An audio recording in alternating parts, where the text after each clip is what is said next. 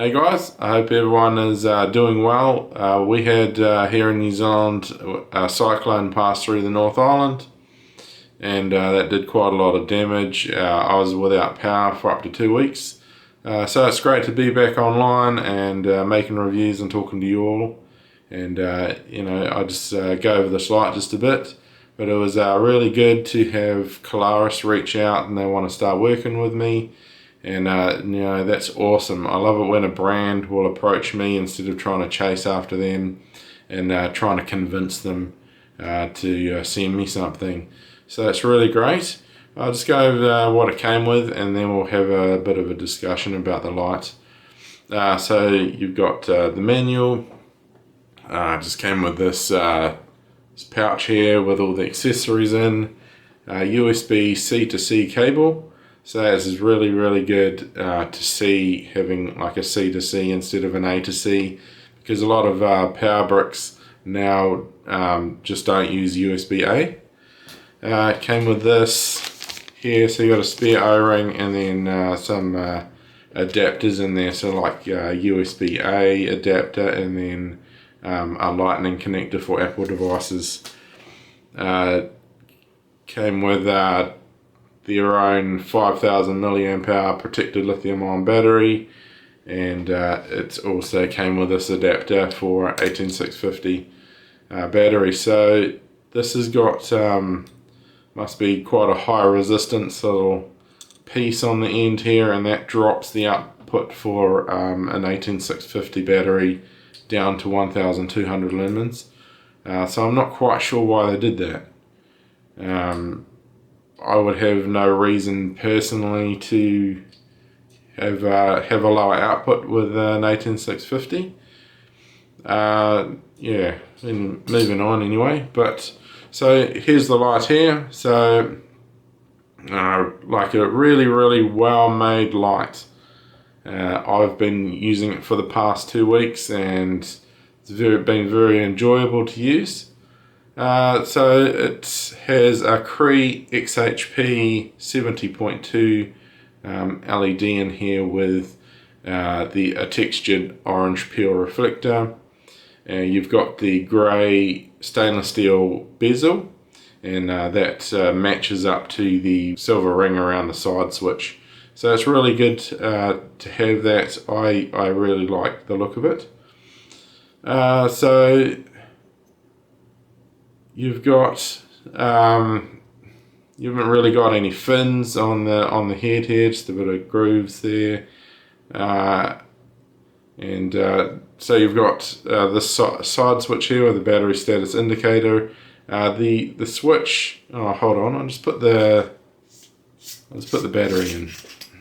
So for the side switch, good, like real good feel to it. Bit of a ledge here, and that helps to sort of find it in the dark, and real good feel to that the switch. And so you've got smooth anodizing on here. It's a really nice finish to it, and even though it's smooth, it's still got sort of a generous amount of knurling here for the grip. For the 2 weeks I've been carrying it, it's been plenty of the grip on here. No issues with it being slippery. You've got for the pocket clip here, good retention on it. I've never used the clip really myself, so no real comments on that. It's good to have it though. Lanyard attachment point. The tail cap has no magnet on this, so that's going to be a pro to some and a con to others. But I never use a magnet on this type of flashlight anyway. But yeah, so I missed the USB-C charging port here, and that acts as a power bank. So it's good to have that function. And that USB-C cover here, it's just, there's no real flap to that rubber, so it's definitely not going to catch on anything and open up. And you just I wish more brands did that, because they just catch on clothing and can open up. One thing, I reactivated turbo multiple times and that cover hissed and popped open, gave me a hangover fright. I thought the battery had vented, or You know, I hate it when that happens. Always gives me a bit of a scare. That is a cool white XHP 70.2, and there is a bit of a hint of purple in there. So it was really only noticeable for me inside. So outside, didn't notice. It's perfectly fine. Yeah, I'll just go through the UI and then we'll just have a chat about it. The UI here is click for on, click for off, and then while it's off, hold to get you the Moonlight, and then from there it's a hold to cycle through low, medium and high. Double click for turbo, and then it's a single click or a double click will get you back down to your previous level. So that's one little minus there. I'd like one click to always be off or on. But if you've turned it on to turbo from off, it will get you back to off, just not while it's on. And so triple click gets you to strobe, triple click again, beacon, and then again gets you the SOS. And for lockout, it's you hold the switch for 5 seconds and then it's a triple press to unlock it, and I don't like that. I wish it was just 3 clicks to lock and 3 clicks to unlock, especially if you're doing it continuously and just a little bit long there to be waiting. The pros for the output, as far as the output goes, it is able to hold 800 lumens, and that's really awesome to see. I've been reviewing a lot of Workos and Sofin models, and they just don't last very long at all. I mean, they don't hold a very high output at all. Once the turbo or the high steps down, you're left with like 200-300 lumens on some of them, and that's only sort of sufficient for like walking around. This here, you know, holds 800 lumens, and that's plenty. You know, you've got quite a bit more there available on hand if you need that extra light. So onto the sort of the downside to this light and there's not very many things, a couple, and it's mainly that Klarus have rated this at 4,200 lumens, and they've stated that they've used the ANSI and measuring standard. So international measuring standard requirement is that the flashlight is switched on, and then you wait for 30 seconds, and then you take that lumen measurement or that range measurement under that standard, and the turbo starts stepping down after 5 seconds, and then by the 11 second mark it's down to 2,000 lumens.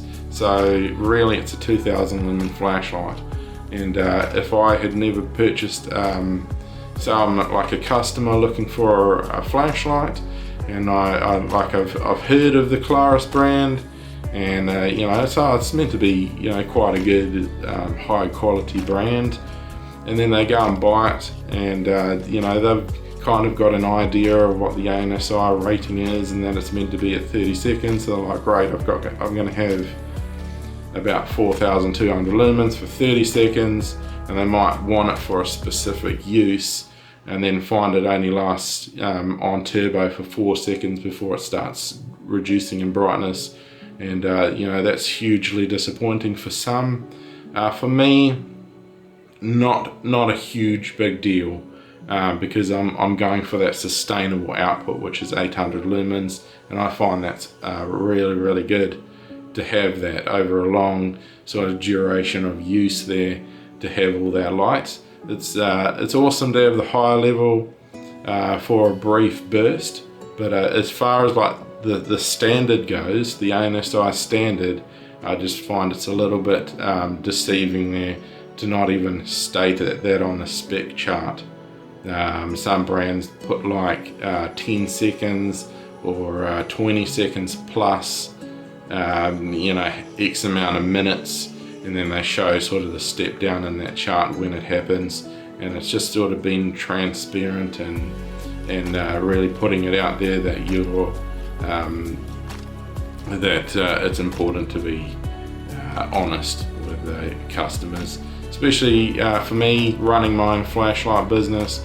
That's really important, being honest and just upfront with how your lights perform. But you know, other than that, there's nothing really to say about it. It's just fantastically made, feels really good in the hand. Yeah, so the beam profile on it, it's okay. It's an XHP 70.2, so you've got the white center, and then around that is sort of a tint shift to yellow, and then around in the spill it's a bit of a purple, but that is very common with this LED. There's not a whole lot you can do about it. Yeah, so Moonlight of 10 lumens is far too bright for inside use. Outside, perfectly fine to have 10 lumens, but if you're going to call it Moonlight, it needs to be about 1 to 2 lumens, so maybe an ultra low, and like inside, getting up in the night or close range, 10 lumens is too bright. I just wouldn't use it. I just wouldn't really pick it up for that. Or getting up in the night, you don't want to disturb anybody in the room. It's not going to be something you want to grab. But yeah, hope you guys enjoyed this, and I will be bringing you guys more Klarus models in the future.